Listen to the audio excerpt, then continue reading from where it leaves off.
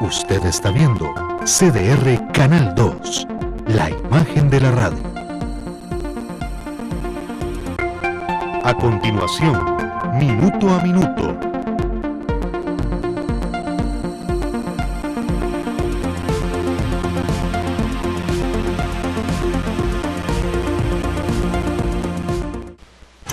Porque hay noticias que trascienden en el tiempo.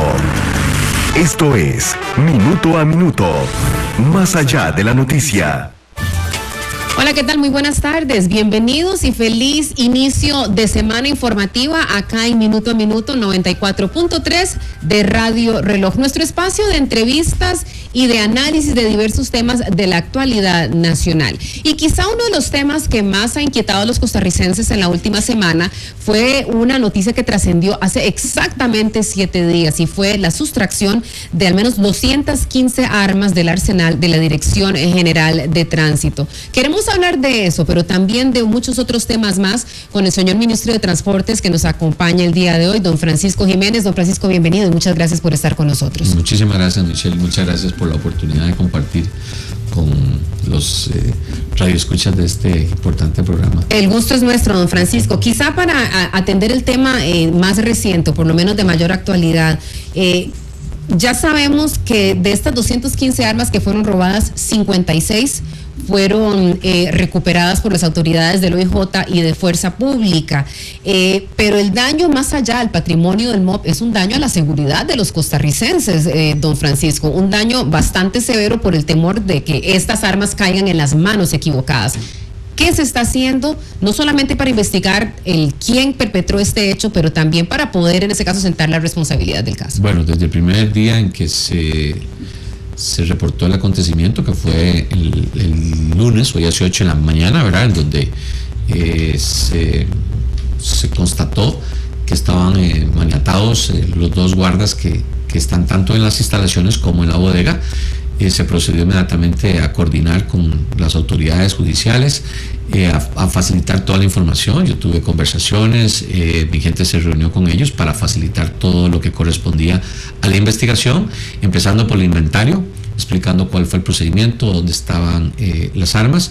Hago la aclaración, no fue en la custodia de la armería donde se sustrajeron las armas, totalmente fue en la bodega intermedia, que está dispuesta para recibir el material cuando se compra, y ahí estaba y permanecía ahí porque estaba en la etapa de patrimonio. No se había hecho su traslado a la armería que se encuentra en otro sitio, aunque la bodega tiene condiciones de seguridad, candados, etcétera. Bueno, el candado no fue roto, rompieron toda la pared, sí se dio ese hecho delictivo. Y inmediatamente el mismo día lunes solicité, como corresponde, una investigación administrativa de todos aquellos que tengan la responsabilidad de la cadena de custodia de los recursos, inclusive desde luego particularmente las armas, y una investigación paralela con la responsabilidad de la ejecución del contrato de vigilancia que tiene el Ministerio desde hace más de 3 años con la empresa, y la forma en que se está fiscalizando eso. Paralelamente y en conversaciones y en apoyo constante con las autoridades judiciales, no escatimamos esfuerzos en facilitar no solo la información, en dar inclusive alguna información que ha servido para avanzar en eso, y de manera posterior el día jueves hacer también separación de cargos desde el señor director, desde el punto de vista de que es el responsable gerencial de esto, a toda la demás cadena de custodia, empezando por el director administrativo y financiero, pasando por la parte de bodega y terminando con el responsable del manejo de la armería. Don Francisco, estas armas, usted nos lo dice, no estaban en la armería, estaban en una bodega de tránsito, por decirlo así. Así es. ¿Cuánto tiempo tenían de estar allí? Bueno, estaban desde el 21 de diciembre, ¿verdad? Que fue el momento en donde ya armamento de la Fuerza Pública nos dio los permisos, porque para que sean entregados a los oficiales tienen que tener el debido permiso de armas y explosivos. En el 21 de diciembre se dio, pero las armas ya estaban siendo patrimoniales un mes antes ya estaban en la tarea patrimonial. ¿Antes a dónde estaban? Perdón. ¿Antes a dónde estaban? No, estaban en el proveedor. Las armas estaban donde el proveedor, ¿verdad? Recién compradas. Bueno, esas armas fueron compradas hace varios años y se dio con ellas un problema con el proveedor. Al final jurídicamente se resolvió y entonces ya recibimos las armas al final del año pasado.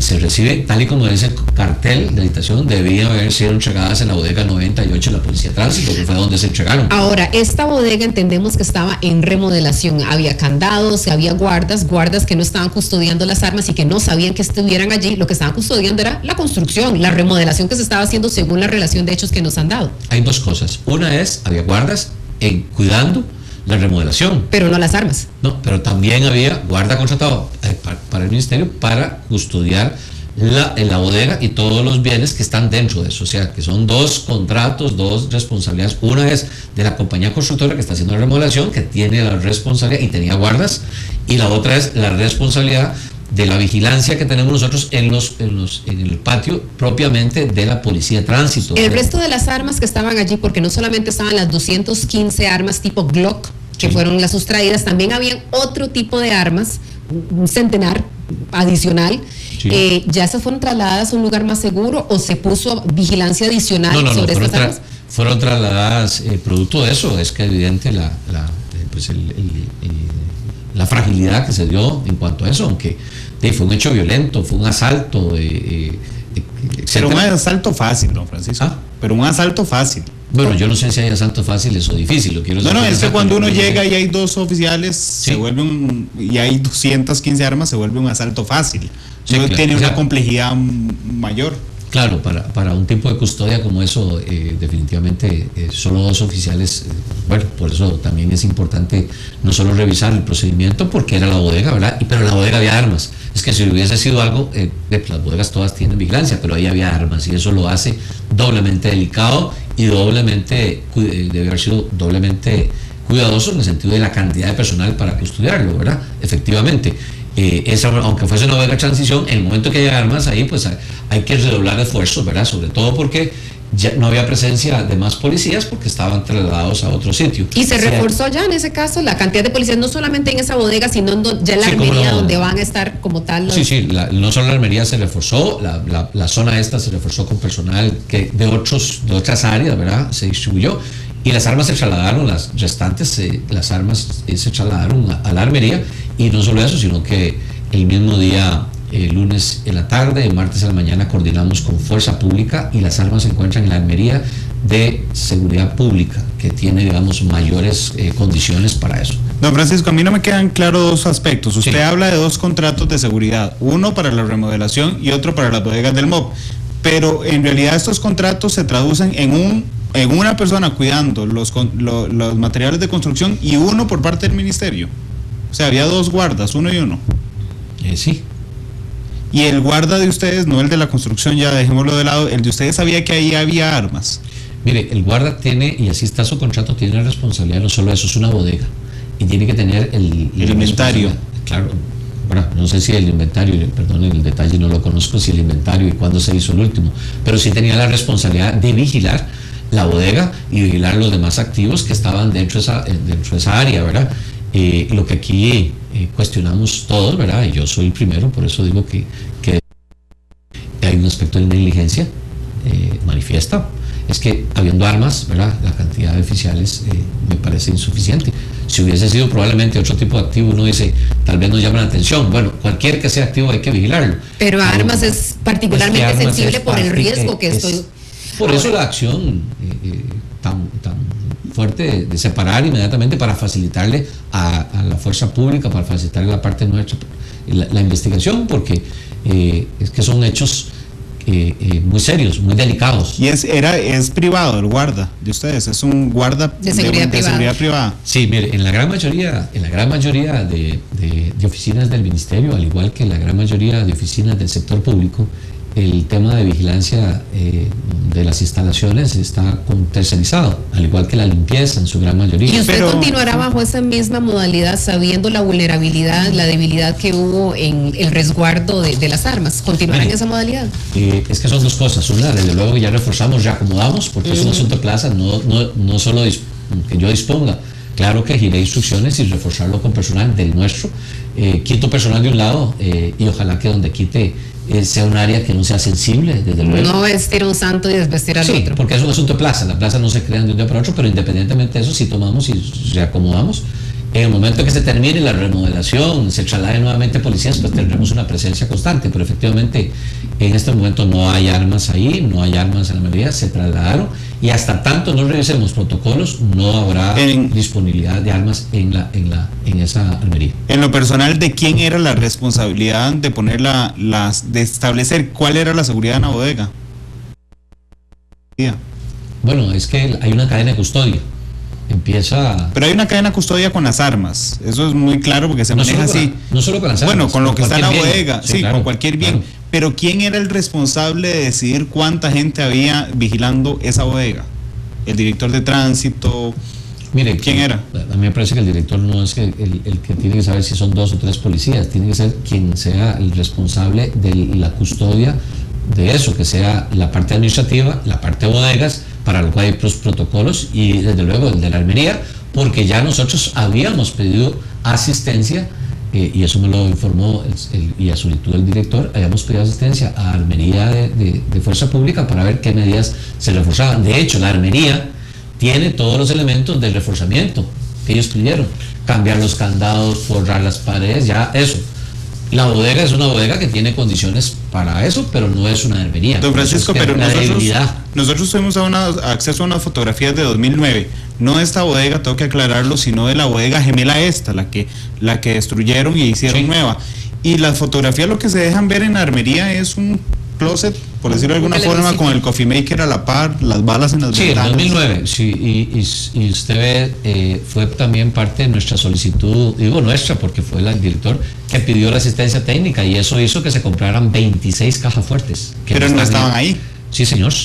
¿No son las que están en la armería? Sí, la armería, correcto. Por eso, pero en la bodega de tránsito no estaban. Ahí no hay condiciones para guardar armas. Bueno, yo no soy especialista en armas y por eso pedí el criterio de... Sin ser especialista en armas, don Francisco, uno pensaría, por lo menos en la casa de uno, que si se tiene un arma, se guarda en un lugar seguro. Esto es una bodeguita que no reunía ciertas condiciones, por lo menos las que uno pensaría debería tener para resguardar armas. Mire, que si es una bodega tránsito, tiene que tener las condiciones, sea bodega o sea personal adicional. Lo que sí es un hecho, y aquí no vamos a seguir discutiendo sobre un hecho que es cierto, es que fue insuficiente. El hecho de que hubiera armas debió haberse reforzado, haberse cambiado radicalmente el protocolo para vigilar. Pero no solo que no fue suficiente, don Francisco, que fue mínima. Es que eso es lo que uno desde afuera lee, porque uno entiende su discurso oficial evidente de que no fue suficiente las medidas de seguridad, pero uno no solo ve que no fue suficiente, sino que fueron absolutamente pobres y mínimas. O sea, es decir, un oficial por 215 armas, una bodega con las medidas de seguridad como si uno guardara los carretillos de construcción. Yo no soy especialista en armas, pero aquí traen armas y seguramente veré dónde la guardo. Igual que usted, yo no soy especialista, pero usted hace aseveraciones aquí que son suficientes. La pregunta es, ¿cuántos oficiales tienen que haber estado? Con esa propiedad que usted manifiesta. No sé, don Francisco, para eso tiene que ser especialista. Don Francisco, independiente, yo creo que aquí no es un tema de si es especialista o no, sino es que cada una de esas armas, yo no sé cuánto le cabrá, cuántas balas le caben a cada arma de estas. 5, 6, 7 balas. Que sea, es una pistola, y que le caigan las manos equivocadas, es el nivel de riesgo lo que nos debería indicar el nivel de las medidas de resguardo de esas, y evidentemente no se cumplieron. Reitero, yo soy el primero que lo dije públicamente. Y usted asume la responsabilidad como tal, como jerarca. No le voy a pedir al señor ministro que conozca todos los pequeños detalles de un ministerio tan grande y tan complejo, pero usted asume la cuota de responsabilidad por un hecho que, más allá nuevamente de la pérdida patrimonial, significa el tema de la inseguridad de echar a la calle, al mercado negro, 215 armas. En este momento estamos hablando de 150, ya se recuperaron 56 y por Dios, ojalá que se puedan recuperar las otras. Pero usted asume esa cuota de responsabilidad, señor ministro. Mire, tomé las medidas que corresponden a mi cuota de responsabilidad y tengo que seguirlas tomando en todo. Por eso solicité no solo la investigación, hice separación de cargos, solicité medidas adicionales como fue el traslado de las armas. ¿Por qué? Porque, insisto, hay negligencia administrativa. Yo no lo he negado. Usted bien lo dice. Si usted me dice cuántas armas hay en detalle, ya pido un informe, cuántos chalecos hay, para la magnitud. Pero ya pedí el hecho de solicitar. Tanto no se revise el protocolo. No había sucedido nada antes, ya sucedió. Y me sucedió en mi gestión. inmediatamente hablo con Seguridad Pública, le digo, por favor, asistencia adicional, traslademos las armas, porque hasta tanto no se me garantice que ya se revisó el protocolo, desde luego que podemos estar nuevamente en una situación frágil. Y por eso es que digo yo, claro que hay responsabilidad y esa responsabilidad tiene que ser exigida en los diferentes niveles. El viernes anterior fueron separados de su cargo con goce de salario, mientras se realiza la investigación, el señor director de tránsito, don César Quirós, el director administrativo, y también otro funcionario encargado de la armería, el encargado de la bodega y de la armería. ¿Fue eso finalmente que se rompe el hilo por lo más fino? Si el director de tránsito es lo más fino. Digo, finalmente por otros errores, otros colegas suyos se han marchado, señor ministro. Y se lo pregunto porque precisamente en redes sociales había una gran cantidad de comentarios de gente diciendo el señor ministro debería irse ante la gravedad de los hechos. ¿Usted debió haberse ido y por qué lo consideró o no lo consideró? Mire, yo actué en función de lo que me correspondía. El ministerio es muy grande, tiene muchas áreas y tengo que velar y tengo que asumir la responsabilidad por todas ellas desde el punto de vista institucional. Tomé las acciones que me correspondía como ministro. Separar, proceder a hacer la investigación, tomar las medidas correctivas adicionales que no se tomaron. ¿Por quiénes? Porque quienes tenían la responsabilidad de hacerlo. Yo no puedo tomar la responsabilidad del armero o del bodeguero o del director administrativo que lleva el detalle, ¿verdad? O al final, pues quien tiene la responsabilidad de gerenciarlo, que es el director. Entonces tomó las medidas sobre todo eso. No fue lo más delgado, fue toda la cadena de custodia. Don Francisco, pero no contestó, perdón, ¿consideró renunciar a su cargo después de esto? No, ni se lo planteó a la presidenta. No, la presidenta sabe que dispone de mi cargo, sabe que dispone y es ella quien valorará. Le informé en detalle a la señora presidenta de los acontecimientos, tanto como la gran mayoría de los ciudadanos, no solo indignado, es que no solo puedo estar indignado, sino que tengo que tomar medidas correctivas y acciones correctivas en todos los diferentes casos en que se den dentro de mi institución. Y hay muchos casos. Se lo pregunto y guardando las distancias, hace, ¿qué será? Un mes que se fue el ministro del Deporte porque se entregaron 2,000 y pico de entradas para un partido que era para una actividad de beneficencia. En este caso son 215 armas las que se pierden. Guardando las distancias, ¿no debería esto ser también el disparador de una decisión de cambiemos de ministro? Para mí no. ¿Para usted no? No, para mí no. Total y categóricamente. Asumo la responsabilidad como la he asumido siempre, no solo en eso, en todas las demás instancias y problemas que he tenido en el ministerio. Mi responsabilidad es la responsabilidad superior de la institución y hay una serie de defectos en una institución muy compleja, muy grande, y yo tengo que tomar las medidas y tomar las acciones para que no se repita. No obedece un acto de negligencia de mi parte, no obedece un acto de decisión directa del ministro, obedece un problema administrativo, un problema de logística, un problema de dimensionamiento de algo grave. Si yo hubiese sabido en su momento que había armas que no estaban en vigilancia, claro que sí, tomo la acción y tengo la responsabilidad directa. Es decir, usted fue informado que solo había un policía de que habían tantas armas y no hizo nada. Ahí se me achaca inmediatamente y yo tomaría la acción inmediata. Pero en este caso, al igual que mire, que tengo la responsabilidad de no solo del patrimonio, es un tema muy serio, por eso yo fui el primero en plantear aquí la existencia de negligencia y tomar las acciones. El hecho de irme por decir, bueno, hay negligencia de subalternos y no llegar al fondo, no investigar, me parece que no es actuar con la responsabilidad de dirigir una institución que tiene una gran complejidad y una serie de cosas muy, muy críticas, como por ejemplo el manejo de armas. Nos queda claro su posición al respecto, señor ministro. Ahora, llama la atención el hecho de que el director general de tránsito, don César Quirós, fue suspendido, pero trasladado a su cargo como auditor, en cargo de la auditoría del COSEBI. ¿Es así? Él fue trasladado a la auditoría del COSEBI, eso sí. No, don César fue separado del cargo de director. Pero asume... Es un puesto de confianza. Ajá. Él es funcionario de planta de carrera de casi 30 años. Dentro del Consejo de Seguridad Vial, que no es un órgano adscrito al ministerio. Correcto. Esa es su plaza. porque hay un procedimiento de investigación que se corresponde. Fue separado de ejercicios de la dirección de tránsito. Y nombré a un director y también fue separado. Pero él fue asignado a la auditoría del Consejo de Seguridad Vial. Es que era su plaza. ¿Esa era su plaza? No, es su plaza en propiedad. Y él trabaja allí actualmente trabaja allí en la auditoría como tal. Mediante la investigación está separado, no está trabajando. No está trabajando. No, porque está. O sea, ¿qué es lo que pretendo en separarlos? Que no haya interferencia de ningún nivel. Y cuando hago el nivel, no estoy hablando de que es el eslabón más delgado. No, es desde el eslabón más grueso al más delgado. ¿Para qué? Para que se pueda desarrollar, creemos, con transparencia, con facilidades, la investigación. Porque no me limito a pensar que solo ellos. La investigación puede ser que haya más personas. ¿En qué plazo tendremos los resultados de esta investigación? Yo espero que un informe de avance esta semana, porque le pedí que fuera prioridad número 1, no solo a lo administrativo, sino también el tema de cumplimiento y responsabilidad de quien tenía que cuidar no las armas, la bodega, porque se entró, cuál fue el protocolo, se denunció y todo eso. Se habló de gato casero en algún momento. ¿Hacia quién apunta el gato casero? Mire, yo no soy investigador. Pero usted tiene acceso a quienes investigan.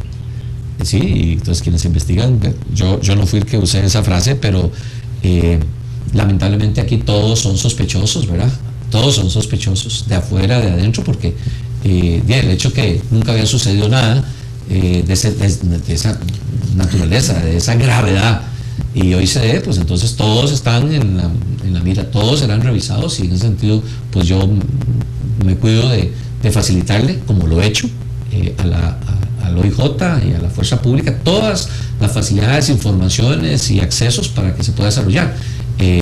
Yo no quiero aquí ni adelantar ni no adelantar, pero la verdad es que la investigación tiene que ir a todo lo profundo y echarse atrás desde cuándo fue, a quién se compró. Y una vez que se establezcan las responsabilidades, ¿cuáles podrían ser las sanciones que podrían esperarse? Gente que sea separada, ahora sí, despedida, separada de su cargo de manera definitiva, esas serían parte de las sanciones que podrían aplicar. Sí, claro. Acordémonos que la investigación administrativa preliminar, esta que es rápida, lo que va a determinar es si esas personas que planteamos, ¿verdad? Y quiénes más están alrededor de la responsabilidad, porque no solo ese es la cadena de custodia, son los responsables de la cadena de custodia, pero hay más. Entonces, esa investigación nos va a apuntar y sí va a decir, aquí se evidencia, hay prueba de la diligencia, inmediatamente se hace el órgano auditor y se separa o se despide. En el caso de la policía, para los puestos que son policiales sí tenemos nosotros la condición de poder hacer un despido inmediato, pero no limitemos a eso, porque pueden haber cosas más graves. Dejemos que incluso a nivel penal, si fuera el caso. Sí.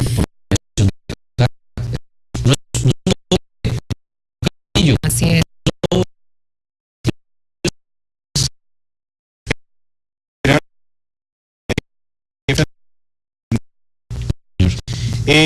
Una pregunta, porque ahora que usted decía lo de César Quirós, que prácticamente él está separado, no está trabajando en nada que tenga que ver con el ministerio, porque es uno de los mitos, digamos, que se reproducen en redes sociales.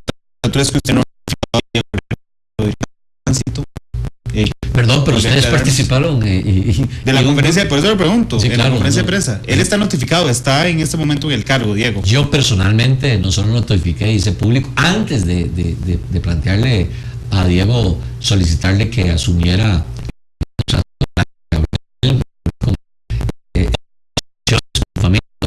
le corté las vacaciones, me senté con él y planteamos el día jueves en la noche que a partir del viernes él asumía. Y lo de Aymerich, él era el jefe administrativo. ¿Es cierto que Gerardo Aymerich tenía arma de reglamento?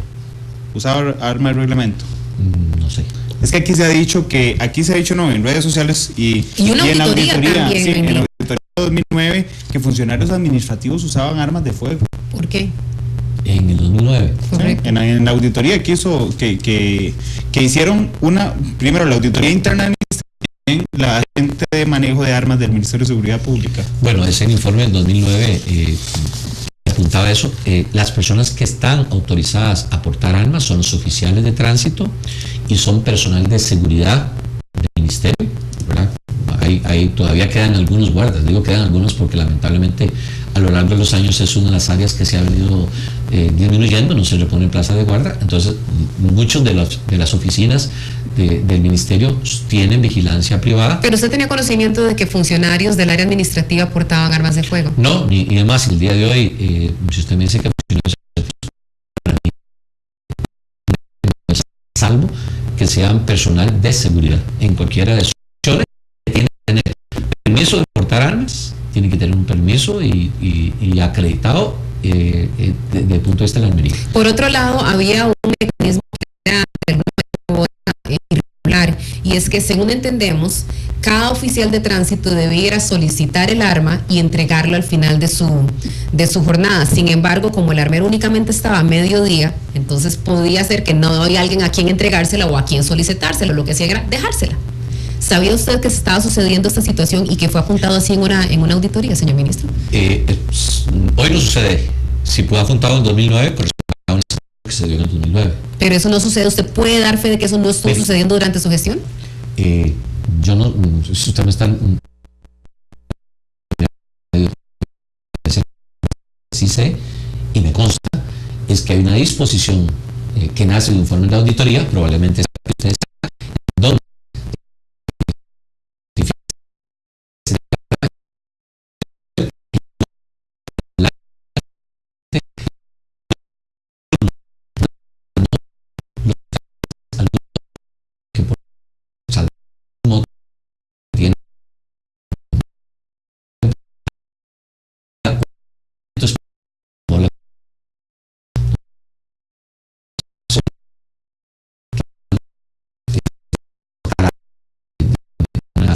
porque pueden ser incorporados en cualquier momento. Don Francisco, Aymerich ya había tenido problemas administrativos de alguna índole.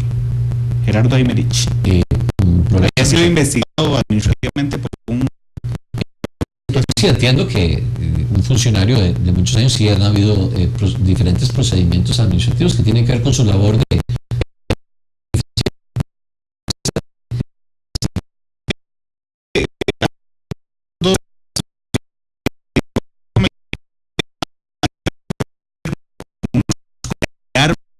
otro con la contratación de talleres para las patrullas.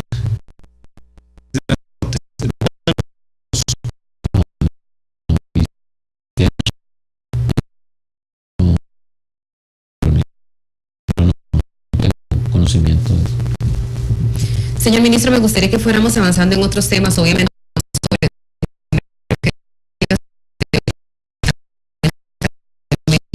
de la aportación de armas por parte de administrativos en la Dirección General de Tránsito. Hablando ahora sobre la ley de tránsito. Rige una ley de tránsito que está sin dientes. Estos argumentos de razonabilidad y proporcionalidad que ha esgrimido de manera reiterada la Sala Constitucional ha dejado sin efecto las sanciones económicas para distintas infracciones. Y mientras esto se da, ahí está empantanada en la Asamblea Legislativa la ley, finalmente. ¿Qué se está haciendo para ahora sí aprobarla a la brevedad posible? Porque la ley no se ha dado, pero seguimos poniendo los muertos en la calle nosotros. Bueno, que lo pone en su verdadero contexto. Está en la Asamblea Legislativa. Corresponde a la Asamblea Legislativa la diligencia para que esta ley ya salga. ¿Por qué? Porque la ley vigente pues ha sido diezmada desde el punto de vista de la sanción pecuniaria y la aplicación de artículos, porque no solo es que baje las multas, entonces me agarran exceso de velocidad, son 5.000 colones, podemos pensar que contrario al pasado, pues ya el que tiene no le preocupa, ¿verdad? Eso es un elemento. El otro elemento es que se ha ido desarticulando diferentes puntos de la ley que lo que nos van dejando es una total inseguridad e impunidad en las carreteras. Si yo le puedo preguntar a usted como conductora que es, ¿verdad? Diga usted cuáles artículos de la ley están vigentes. Porque usted tiene la obligación de saber cuáles están vigentes como conductora. ¿Cuáles están? La verdad, don Francisco, después de los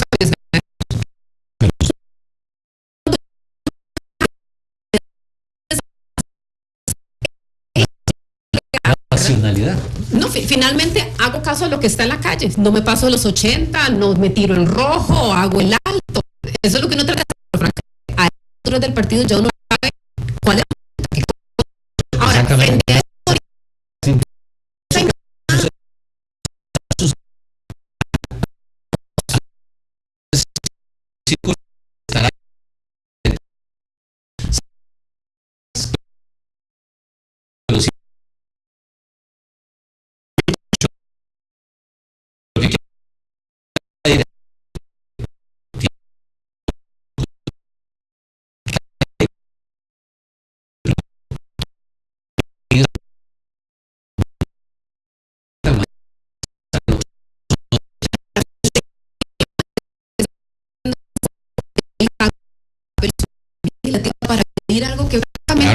don Francisco. Nosotros hemos trabajado intensamente mucho.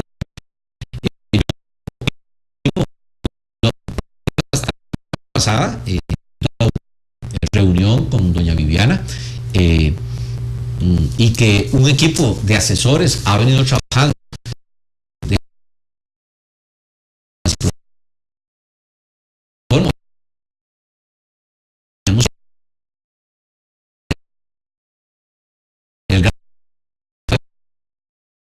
desde el punto de vista porque la sala considera y porque ustedes consideran, bueno, pongámoslo aquí, pero que no toque este punto.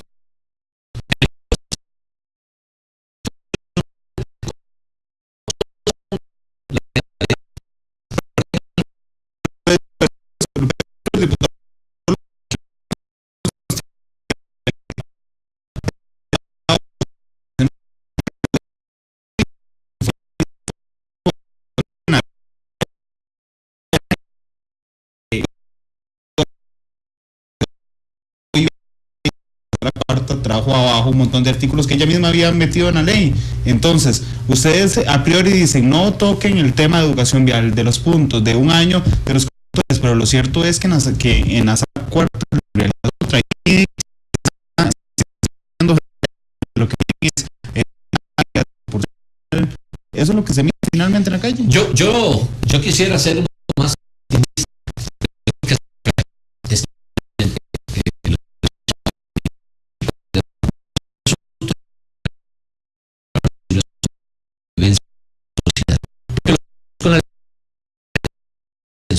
¿verdad? Al igual que tenemos reglas de convivencia cuando se establece una ley para penalizar una conducta penal.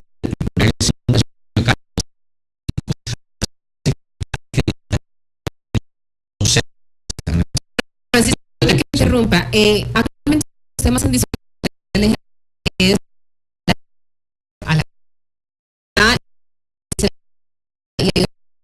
a partir de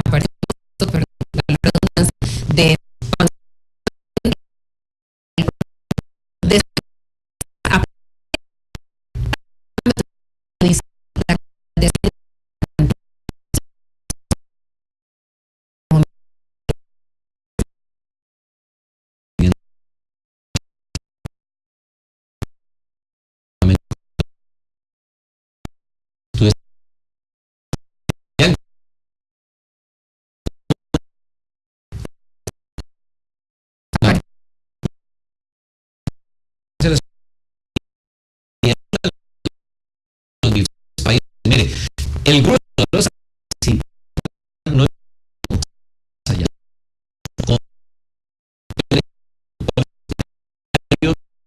Está mucho más, pero la OMS dice a partir de punto 5 está teniendo el riesgo a tener diferencia.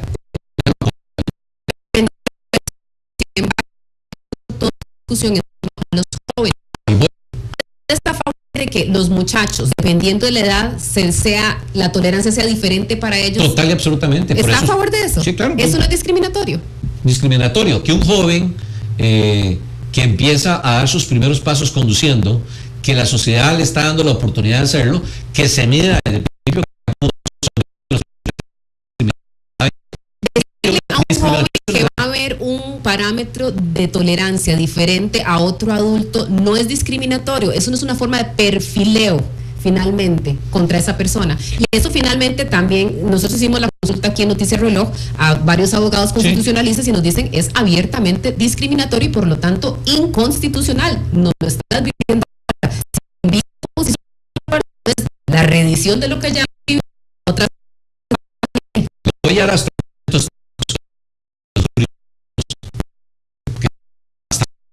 que son los que deciden al final.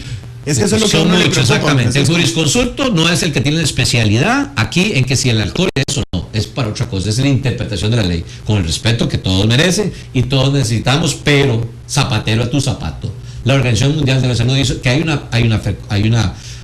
una población que es más vulnerable, que son los jóvenes que empiezan a conducir. Es una población en la cual hay que darle más cuidado y vigilancia, porque es la primera vez que toca un carro, porque es la primera vez que tiene la sensación, porque no tiene la experiencia en el campo, porque no tiene. Por eso yo sí coincido.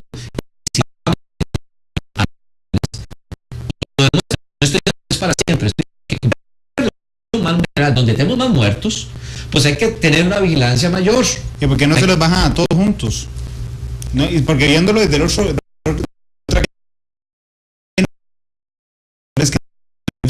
Voy a poner el debate es tan interesante. ¿Por qué no permitimos los 16 años que todo el mundo conduzca vehículos como lo hacen en Estados Unidos? No, pero yo le pregunto... Perdón, le pregunto. Don Francisco, perdón, pero es que... discriminatorio. Sí, se la pongo a no, pero es que usted no me está contestando, me está planteando otra pregunta. Yo lo que quiero...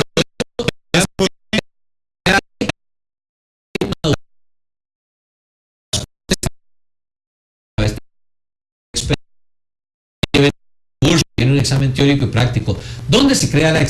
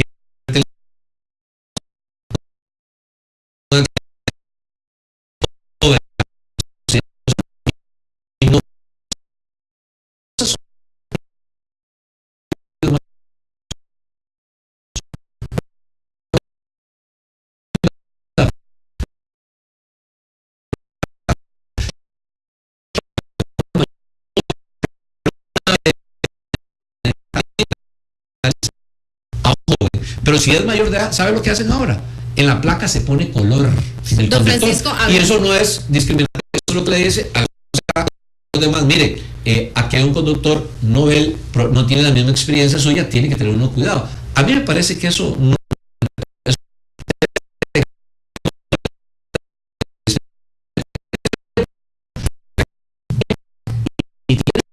¿Se le parece que los adultos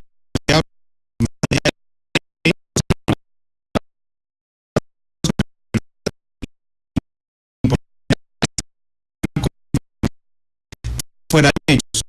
Finalmente,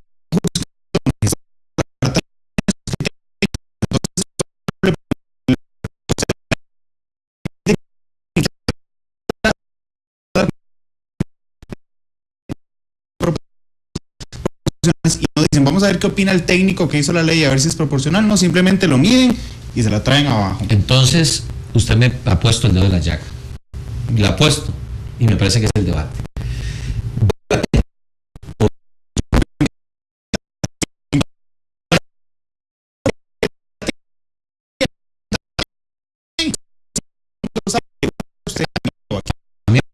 ¿Cuánta es finalmente? A mí no, en la sala cuarta tiene...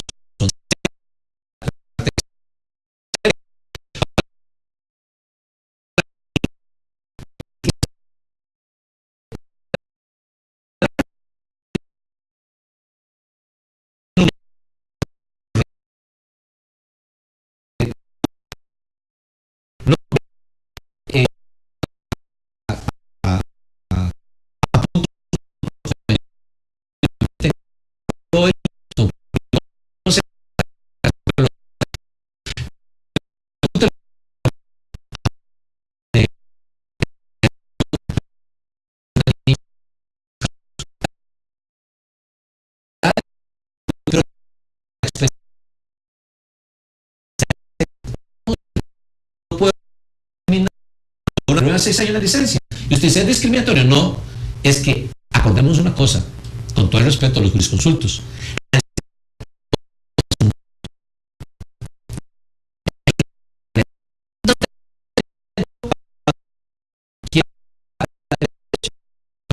Para eso están las reglas.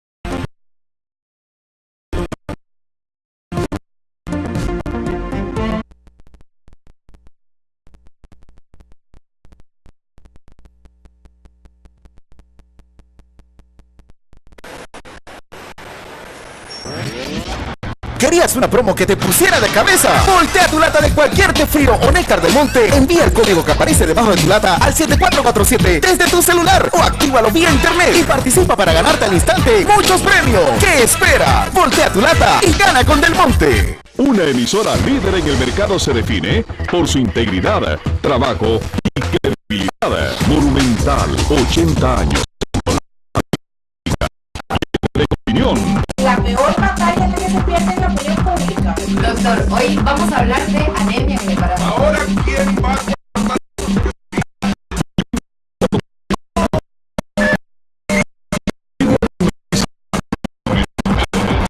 80 años siendo la radio de Costa Rica.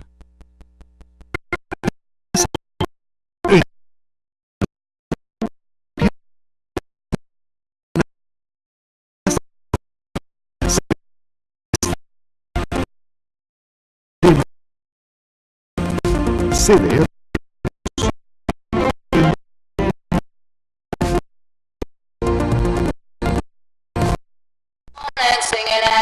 Escucha, es la música que vive dentro de ti,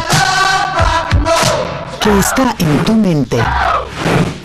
La sientes, la vives y ahora también los clásicos que marcaron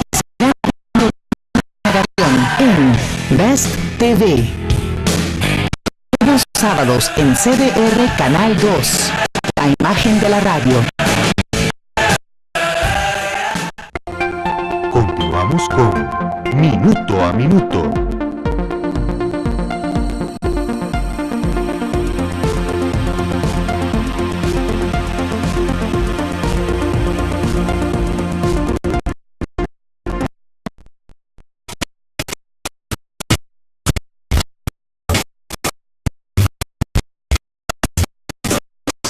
Habla de experiencia y hace un par de semanas publicó un número importante de infracciones, ¿no? Sí, claro. Usted que ha tenido bastantes infracciones, no sé de qué tipo serán, no preciso cuáles son.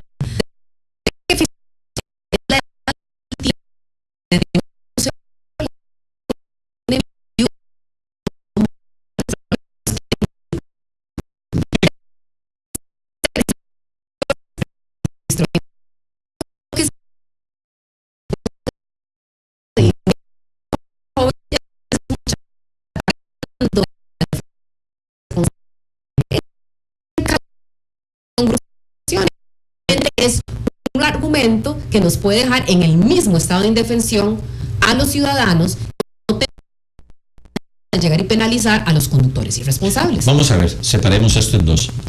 Me sienta y como, ¿verdad?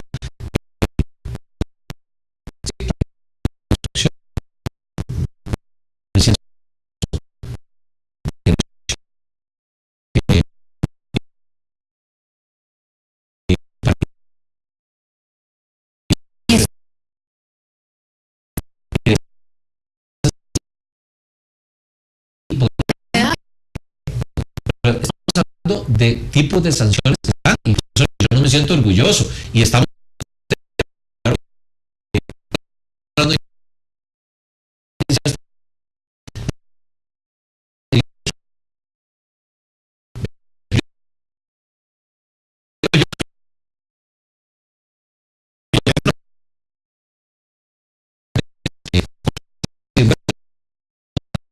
me emplazan para esto. Bueno, yo hace 15 años no pensaba, yo esperaría que todos esos que me dicen que tienen infracciones también, y bastantes, por cierto, y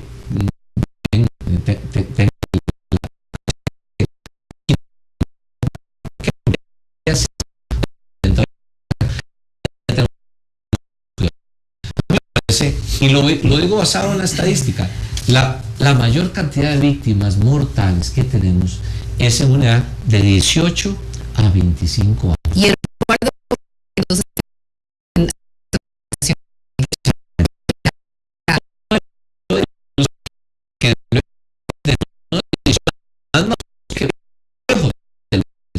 no puedo yo decir que por ser joven, pero es una población más vulnerable. varios elementos. Uno, experiencia. Dos, eso dice la sociedad tiene que vigilar. Eso refiere a otras cosas que han pasado. Le dice, mire, usted tiene la prueba. Si usted en primera tiene tal, se le suspende la licencia 6 meses. En Estados Unidos sucede. Claro, en Estados Unidos le dan a los 16 años la licencia. ¿Sabe por qué? Porque es una sociedad que ha apostado al transporte no público, sino al transporte. Y si en Estados Unidos no tiene usted un vehículo, no entonces cuando van al colegio, ¿por qué es que yo acepté que 16 años para licencia o motocicleta hasta 125? Bueno, porque el tema también es que hay jóvenes, ¿verdad?, que para ir al colegio, para hacer cosas,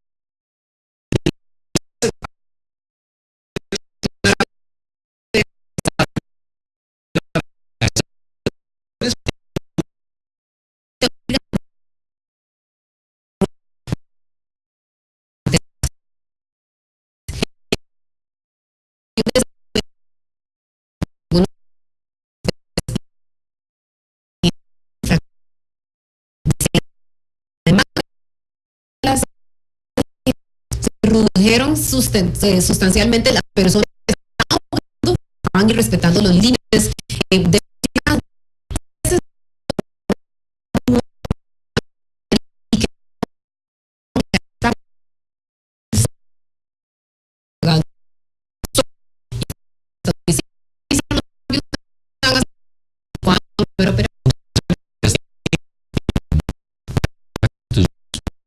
que no se podían aplicar. Pero ya se pueden aplicar. Los cambios tienen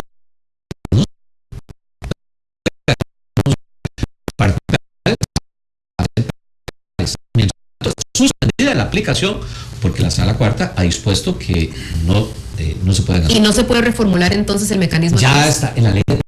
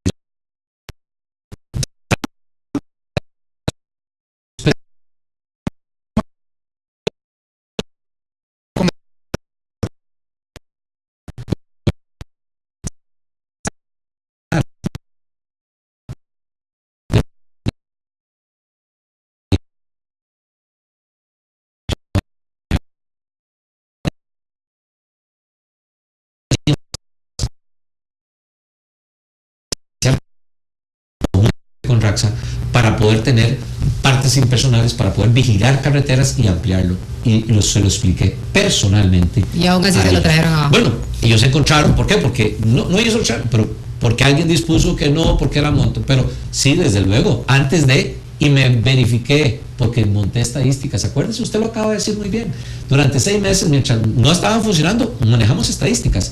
Y lo que estaba planificado, que en 6 meses se redujese la cantidad de infracciones, en 6 meses se hizo en un mes. En un mes pasamos de tener 14,000 infracciones en un punto, ¿verdad?, a tener solo 400 infracciones, lo que se esperaba lograr en 6 meses, ¿verdad? Entonces significa que el costarricense, el conductor, inmediatamente frenó. Bueno, ¿por qué? Porque había una sanción, porque había eso, porque nadie se escapaba de las cámaras. No, porque se sentía vigilado. Sí. Eso usted lo ha dicho, se sentía vigilado. Pero cuando no hay policía, cuando no hay, me la juego. Entonces, es un asunto de actitud que tenemos que cambiar desde la formación, todos, y aquí me incluyo, todos tenemos que cambiarlo. Si, bueno, mire, está o no está, me parqué un tirito nada más, miren, es que estoy dejando a mi mamá, mi abuelita es zona amarilla, igual, todos. Y ahora, ahí, digo, me da culpa, por eso también tengo infracciones y ahora no ha hablado con ellos, ya no... En el marco de la negociación de esta nueva ley. No solo la negociación con la nueva ley, sino, por ejemplo, el tema de las cámaras y de los partes impersonales está en consulta en la Sala Cuarta. Es decir, que la Sala Cuarta suspendió la utilización de las cámaras mientras analiza si es constitucional o no. No han ido a decirle, por favor, esto urge. Muchas partes lo hacen. Avance que ha tenido la sala, que se acabe el plazo de presentar mociones para poder, con eso, decirle, mire, y sé que hay espacio, porque doña Virginia nos lo planteó, mire, entendemos, ellos están conscientes de eso, pero también es importante ir a explicar el espacio. Yo creo, no solo en el tema de la ley, de la aplicación, sino en elementos como esto. Mire, resulta que uno de los elementos que preocupa mucho es cuando es un parte impersonal hecho por una cámara, el propietario del vehículo es el que viene y plantea y dice, mire, ahí salí en una lista, yo no venía conduciendo ese vehículo, pero me está diciendo que yo tengo que pagar ese parte porque está en mi vehículo. ¿Por qué? Porque yo no sé quién era el conductor. ¿Por qué? Porque ya la sala se había pronunciado hace muchos años de que yo no podía tomar la fotografía a usted conductor. No lo podía tomar. Pero tampoco se puede hacer el parte de la placa. Ok, se hace el parte a la placa y se le cobra al propietario. El propietario dice, es que quedó indefenso. Bueno, para eso se publica en la Gaceta, para eso se publica en un periódico, para que el otro. El dueño del carro tiene la posibilidad de decir, este día no conducía yo, este día yo le presté el vehículo a doña Michelle. Pero ¿cómo lo prueba?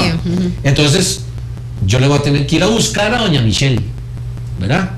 A ver si doña Michelle pueda presentar un pro descargo. Entonces, lo que debería ser que el propietario que presta el carro, ¿verdad?, asume la responsabilidad de decir, yo solo presté a Michelle y lo traiga a Michelle y diga, Michelle, usted tenía que hay un parte, etcétera. Porque Michelle puede decir, mire, yo era o no era, usted, yo no tengo forma de comprobarlo. Entonces, si eso no funciona así, el sistema de partes personales que opera en todos lados del mundo, donde no está la cuarta, es que esa es la diferencia. Esa es la diferencia. La Corte Suprema de Estados Unidos ve 16 casos al año. La Sala Cuarta aquí ve 18,000 casos al año. Ve todo. ¿Qué no ve? ¿Qué no ve? ¿Verdad? Yo pienso que es un esquema que tiene que ver con la responsabilidad que uno tiene cuando presta su vehículo. Por eso, desde el punto de vista civil, sí es responsable. Si sucede un accidente con el vehículo de uno, ¿verdad?, en lo civil uno es solidariamente responsable, ¿verdad?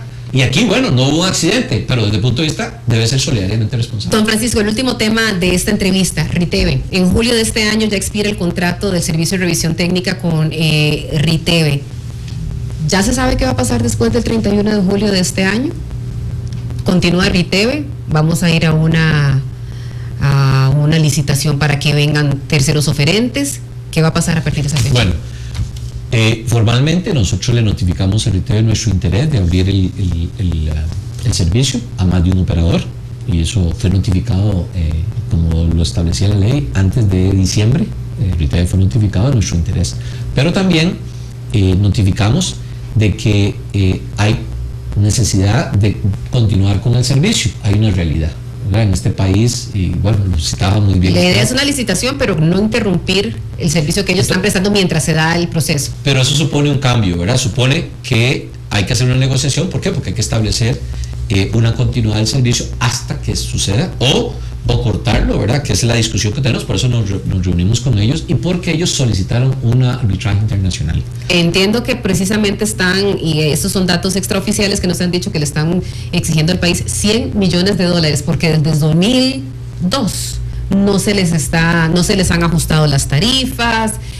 Bueno, hay elementos, cuéntenos de ese arbitraje, porque $100 millones no es una cantidad que uno se brinque con una garrocha y finalmente puede costarle muy caro al país. Sí, desde luego. Entonces, por eso es que estamos, bueno, el monto, y eso depende. Una cosa es lo que yo pueda demostrar de daños, porque el arbitraje lo que se plantea es los daños que ocasionaron, ¿verdad? no lo que yo estimé de GPC. Pero ellos estiman $100 millones. No sé la cifra porque hay diferentes elementos, ¿verdad? Se ha hablado, se ha especulado de cifras. Yo no quiero aquí especular, yo quiero... ¿Pero cuál es el monto específico que les han exigido? Es que en este momento lo que está solicitándose es que se invoque y que el país se pronuncie sobre un arbitraje. Lo primero, ellos tendrán que presentar su estimación y su justificación de daños. ¿Qué pretendemos? Vamos a ver, pretenderíamos que antes de hinchar, una vez que se hincha un arbitraje, ¿verdad? Claro, existen posibilidades de negociación, pero si nosotros evitamos entrar en el arbitraje entendiendo de que hay elementos como por ejemplo que quisiéramos una continuidad de un servicio de ese nivel de calidad o superior, de que creemos que hay espacio para otro operador, uno o dos operadores. Perdón, ¿es reversible a estas alturas del partido el arbitraje o ya es un hecho que sencillamente Riteve nos llevó allí y está haciendo su reclame multimillonario? Es reversible. ¿Es reversible todavía? Sí, por eso nos sentamos, por eso... ¿Y hay disposición de su contraparte, la gente Riteve? Tuvimos la primera reunión. Ustedes estuvieron reunidos, entendemos, ya en Estados Unidos. En Estados Unidos con parte del equipo de sus abogados. ¿Y hay disposición de ellos de echar marcha atrás? Hay disposición de ellos de sentarse a discutir y la próxima reunión va a ser aquí en Costa Rica. ¿Cuándo? Recordemos que hablamos de que un mes, se cumple la semana que viene la mitad, y vamos a... ¿Y cuáles son las condiciones de ellos? Ellos lo que plantean son varios aspectos. Uno es cuál es la condición desde el punto de vista de la fórmula de reajuste, que ha sido una discusión a lo largo de eso. Nosotros hemos hecho planteamientos claros, es decir, cuál es la responsabilidad, porque en el pasado quien le ponía la tarifa era el Consejo de Transporte Público, luego la ley cambió y se la dio primero a Seguridad Vial y ahora lo tiene ARECEP. Entonces yo puedo, desde el punto de vista del Ejecutivo, comprometer y buscar mecanismos de resolución del Ejecutivo, pero hay unas de ARECEP que yo no puedo asumir responsabilidad, pero sí tengo que explicarle cuál es el mecanismo. Pero ellos están dispuestos a negociar si les van a abrir el mercado a otro operador. Bueno, es parte de lo que nosotros estamos discutiendo. Hay espacio, o sea, hay un espacio para poner en la mesa de discusión. Ya lo pusimos nosotros ahí y espero que en la visita que se va a hacer, estoy esperando la confirmación de la visita de los funcionarios. Acuérdense que aquí hay dos partes, ¿verdad? El arbitraje lo pide la parte extranjera en Riteve, que hay una sociedad que es española y entonces por eso pide un arbitraje internacional. Pero hay otra parte costarricense que tiene ya un proceso contencioso administrativo que viene de atrás, ¿verdad? No viene de esta administración. Entonces tenemos dos frentes abiertos sobre el mismo hecho. Entonces ahí es donde nosotros ponemos en la mesa, miren, aquí hay que buscar una forma de buscar resolverlo, ojalá. Hay dos riesgos, la continuidad del servicio y además este pago multimillonario por parte del Estado costarricense. En este momento esos son los dos frentes. En dos frentes, el pago, o sea, el abrir un... ¿Y qué tan mal estamos, don Francisco?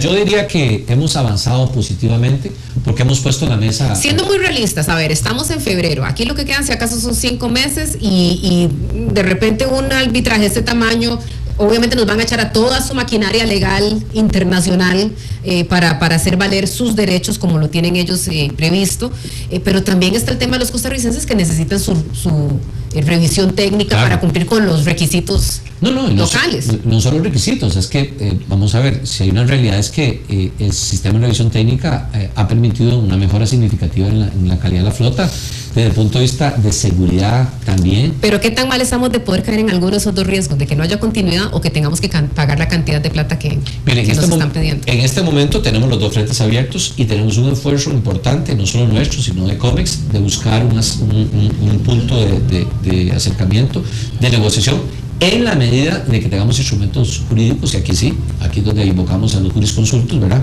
para facilitar eso. Yo siento de parte de la parte que tiene la mayoría disposición a negociar, a tal grado que allá pusimos algunos temas y acordamos que a un mes, a más tardar, nos vamos a sentar y lo vamos a lograr aquí y ahí vamos a definir, le podría dar respuesta a Michelle de qué tanto, y ahora sí siento yo que vamos hacia un lado o vamos hacia el otro. En este momento es un asunto de negociación, digo, de poner ahí. Nos la jugamos por muchos años, don Francisco. Nos la jugamos por muchos años. Mire, no aprobarlo y no renovar la tarifa de ARECEP, eso fue lo que pasó. Incluso los 2 años suyos al frente de la cartera nos la jugamos y no se hizo una negociación de la... No, sí se hizo una negociación, perdón. Pero si algo me caracteriza a mí es que me he tenido... ¿Se les presentó a ellos una tarifa en ese caso? Nueva, se les presentó. Es que no se les presenta una tarifa, es un modelo, es una fórmula de reajustes y se empezó a discutir, ¿cómo no? Se empezó a discutir y ellos no están de acuerdo en unas partes y sí le debo contar que eso es entre telones. Y además de la fórmula se le presentó un monto de ajuste. Es que yo no presento monto, presento una fórmula, porque tiene que ser basado en cosas totalmente objetivas. El monto no lo defino yo. Pero nadie admitió la permítame fórmula. nada más porque usted me pone un tema en el tapete muy interesante. Es que esta no es la primera, ni será la única de las tareas que he tenido que resolver que vienen. Y usted lo ha dicho muy bien, eso viene hace rato, ¿verdad? Igual que hace rato viene a resolver el problema de porteo, igual que hace 20 años viene el problema en la carretera de San Carlos, igual que hace 30 meses me topé una licitación para mantenimiento de la red vial estancada, igual que me topé un problema de renovación de flota en la parte de autobuses. Y la platina que no se ha arreglado. Bueno, y la ruta 27 que no se le ha recibido tampoco a la empresa. Ni la voy a recibir hasta que no esté bien. Caramba, don Francisco, esa lista de pendientes ya después de 2 años de administración, sí. Yo entiendo que hay cosas que tienen 30 años de estar allí y reconozco también las cosas que se han hecho, la carretera San Carlos, ahí hay que ser justos también. No, pero don Francisco, uno entiende cuando se tiene 6 meses de estar en el cargo, todavía 1 año. Dígame los pendientes. Todos estos usted acaba de mencionar. Sí. Bueno, por eso. Todos estos usted acaba de mencionar. Y dígame usted, sí, vamos a ver, pongamos un tema, la famosa platina. ¿De acuerdo? ¿Qué heredamos? Heredamos intervenciones fracasadas. El MOP le presenta un diseño y el diseño no sirvió y finalmente otra vez ahí está quebrada. Espérese, no sea tan veloz. Digo, yo soy conductora, don Francisco. Yo sé, pero permítame eso, ¿por qué? Porque no quiero decir que sea el punto negro en la pared blanca, no, lo que estoy diciendo es lo siguiente, efectivamente, nosotros hacemos un plan de intervención en el puente Virilla porque tengo un reporte de múltiples intervenciones y siguen malos, entonces digo, quiero una solución definitiva. Y le planteo a los especialistas ya venía un diseño y un acuerdo previo antes de que yo entrara y estaba ahí parado. Le digo, por favor, señores, consigo los recursos que es mi responsabilidad como jerarca, establezco un cambio de prioridades y digo, vamos a intervenir, ahora sí resolvamos el puente. Cuando se plantea, se hace a 7 semanas, se da un plan de intervención, un plan de regulación, se logra en 7 semanas. ¿Usted cree que en algún momento yo pensé que con todo este esfuerzo, que con los ingenieros, que con el diseño, que con tecnología hubiese un fallo desde el punto de vista del concreto, de la forma? Claro que no pensamos en eso, pensamos en resolver en definitiva. Será un fallo técnico, y soy yo el primero en ir a pedir a terceros que se llaman la NAME, por favor háganme una auditoría, porque aquí hicimos todo el esfuerzo, los recursos para que esto se resolviera de una vez por todas. Y tener que pasar nosotros por decir, mire, aquí hay un error, bueno, ¿dónde está el error? Separo a la directora de puentes, hago un proceso de investigación, paro los pagos de la empresa, y ahí está la empresa tratando de demandarme, e insisto, y no pagaré porque soy totalmente consciente que la calidad de trabajo no fue lo que nosotros... Don Francisco, pero aquí dicen que resolverlo. usted le echa los muertos a otros en todos los temas. ¿De qué cuáles? En todos los temas, desde que empezamos a hablar, robo de armas, ley de tránsito, ITV...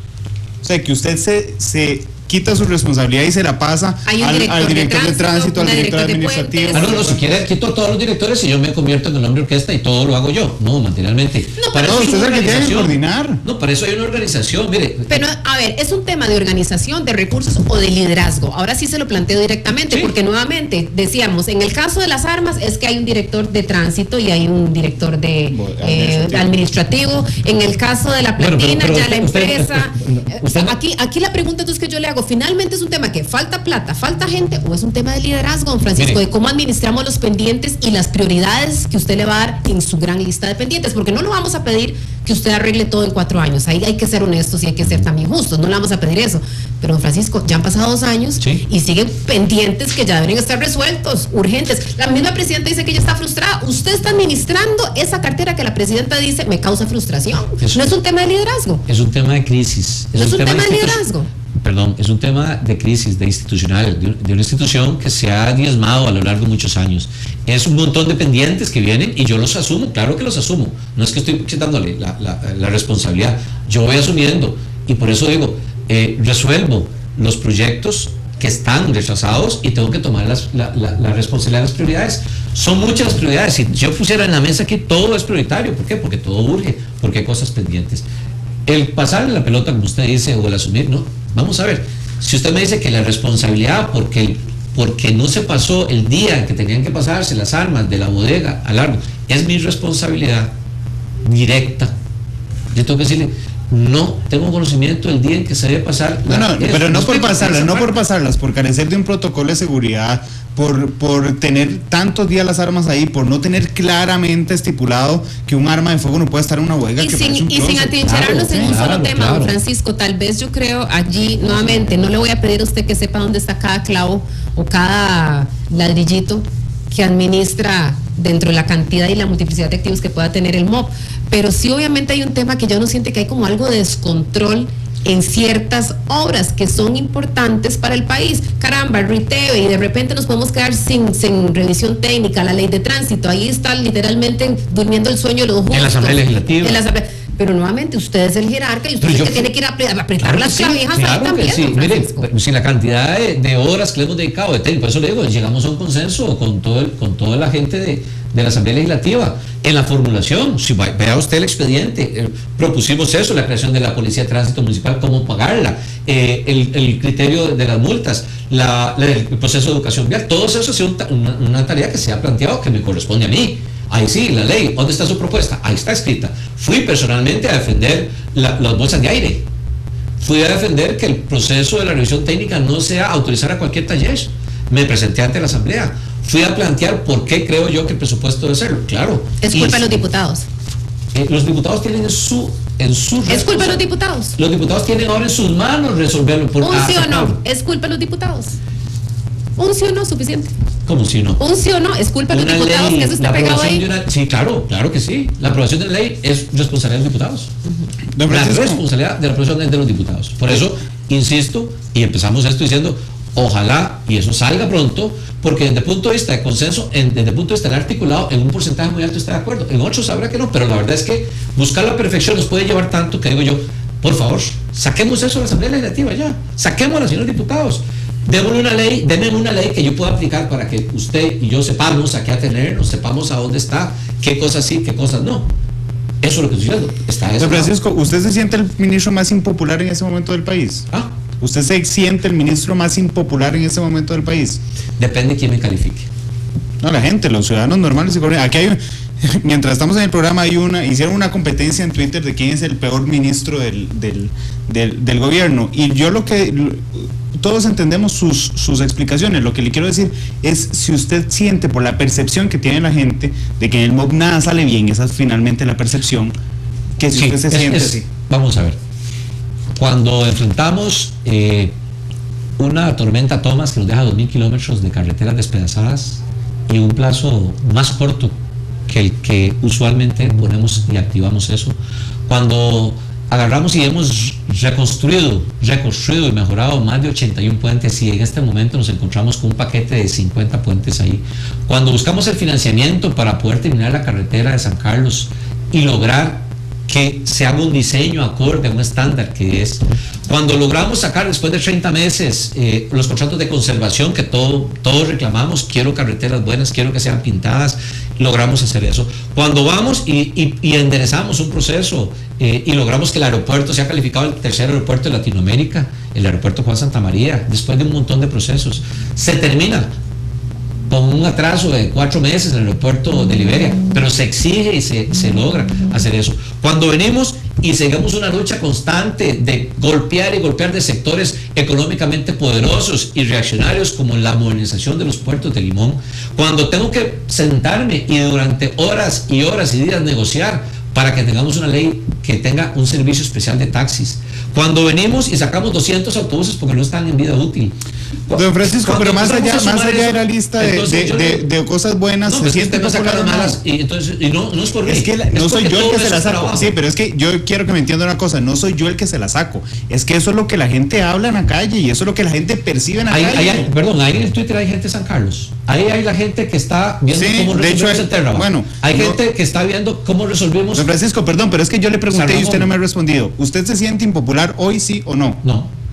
Bueno, don Francisco, sí es importante que, si bien es cierto, se hacen estos cuestionamientos de parte de las personas en redes sociales, esto no quiere decir que nosotros desconocemos las cosas que se han hecho. Como le decía, no se trata aquí de llegar y poner únicamente el dedo en la llaga y decir lo malo que se ha hecho, pero si estamos pidiendo cuentas es porque finalmente en el área de infraestructura todo apremia, todo urge. Le agradecemos mucho, don Francisco, porque usted fue nuestro primer entrevistado hace 5 meses. Lo invitamos nuevamente para dar seguimiento a los temas que usted tiene pendientes en su cartera y esperamos que en otros cuantos meses, esperemos que no tengamos que esperar 5, podamos conversar nuevamente con más avances, no solamente por usted, por todos los costarricenses que finalmente somos los usuarios de los servicios y de las que también gestiona su ministerio. Muchísimas gracias por haber estado con nosotros. No, con mucho gusto, y me parece muy conveniente.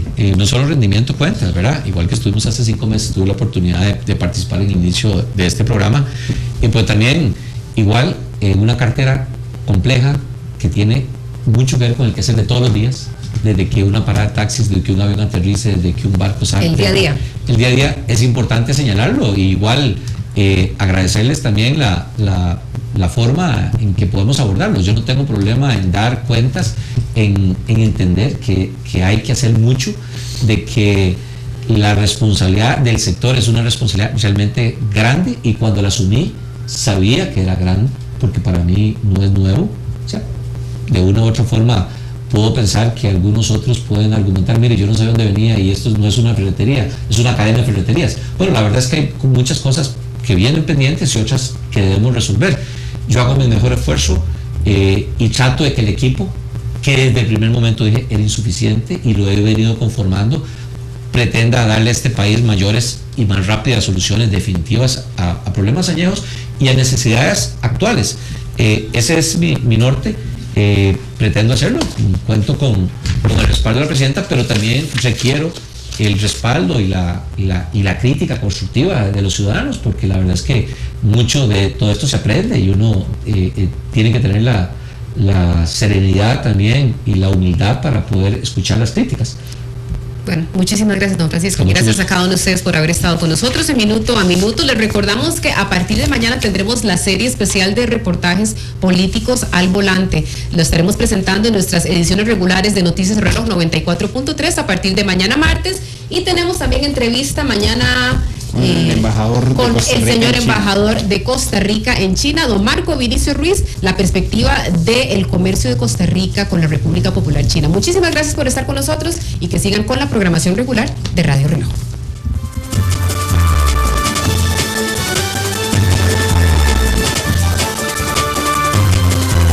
Porque hay noticias que trascienden en el tiempo. Escuchó usted Minuto a Minuto. Más allá de la noticia, con Michelle Mitchell. Lo esperamos en nuestra próxima emisión.